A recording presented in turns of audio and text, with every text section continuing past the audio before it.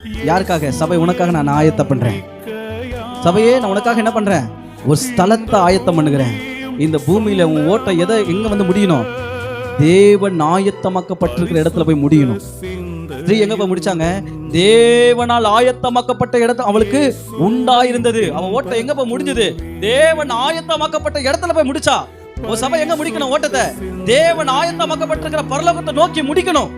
அல்லேலூயா சொல்லுங்க பார்க்கலாம். எங்க வாழ்க்கையை எங்க துவங்கணும்ன்ற விஷயமே கிடையாதுங்க. சிம்சனை குறித்து நம்ம வாசிக்கிறோம், சிம்சனுடைய துவக்கத்தை குறித்து வாசிக்கிறோம், அவன் பலத்தை குறித்து வாசிக்கிறோம், அவன் எப்படிப்பட்டவனா வாழ்ந்தான் என்றதை வாசிக்கிறோம். ஆனா அவன் முடிவு என்னவாச்சு? தற்கொலை பண்ணிட்டு செத்து போனான். சிம்சன் தற்கொலை பண்ணிட்டு செத்து போனாங்க. உங்க வாழ்க்கை எப்படி இருக்கு? உங்க வாழ்க்கை எதை நோக்கி ஓடிட்டு இருக்கீங்க? ஃபர்ஸ்ட் இந்த பூமியில இருக்கிறத விட நான் சாகிறது மேலே நினைச்சு வாழ்றேன்னா உன் ஓட்டம் எங்க ஓடல? ஆயத்தமாக்கப்பட்ட இடத்துக்கு ஓடல.